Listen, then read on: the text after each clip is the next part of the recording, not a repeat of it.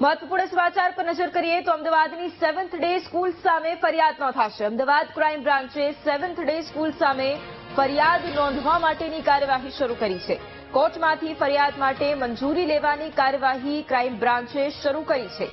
7th day સ્કૂલની નિષ્કાળજી અને ગંભીર બેદરકારીના કારણે આરોપી બનાવાશે। સમગ્ર કેસની તપાસ ક્રાઇમ બ્રાન્ચ દ્વારા પણ કરવામાં આવશે।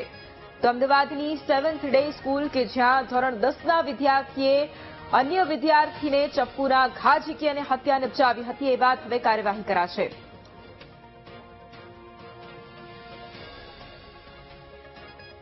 અને આજ મુદ્દે સંવાદદાતા અનિતા આપણી સાથે લાઈવ જોડાયા છે। અનિતા, અમદાવાદની 7th ડે સ્કૂલ સામે હવે ક્રાઇમ બ્રાન્ચ ફરિયાદ નોંધાવશે, અત્યારે શું અપડેટ તેને લઈને?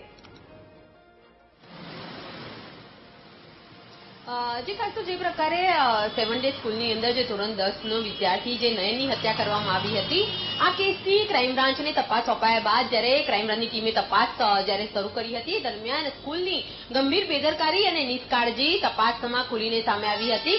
ખાસ તો જ્યારે ક્રાઇમ બ્રાન્ચે સીસીટીવી ચેક કર્યા હતા ત્યારે જ્યારે નયનને છરી જે સગીર કાયદાના સંઘર્ષમાં આવેલા કિશોરે મારી હતી, ત્યારબાદ જે નયન છે તે પેટ પકડીને સ્કૂલની અંદર જતા જોવા મળે છે અને ત્યાં ઢળી પડે છે।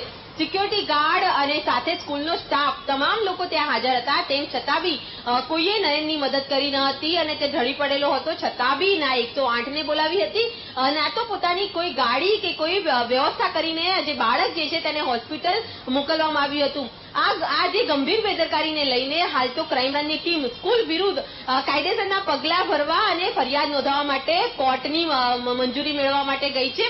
ખાસ તો એક કોર્ટની અંદર ફરિયાદને લઈને મંજૂરી મેળવવા એક અરજી કરશે અને આગામી સમયમાં સ્કૂલના જે સંચાલકો છે અને પ્રિન્સિપલ છે તેઓની વિરુદ્ધ ગુનો દાખલ કરવામાં આવી શકશે।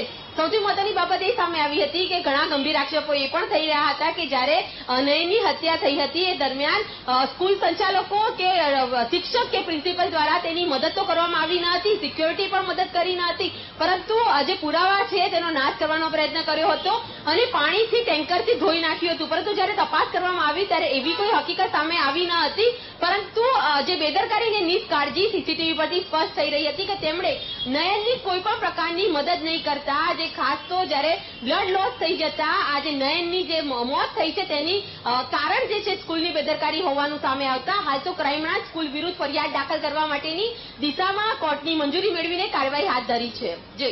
જી બિલકુલ, આભાર અનિતા તમામ જાણકારી માટે।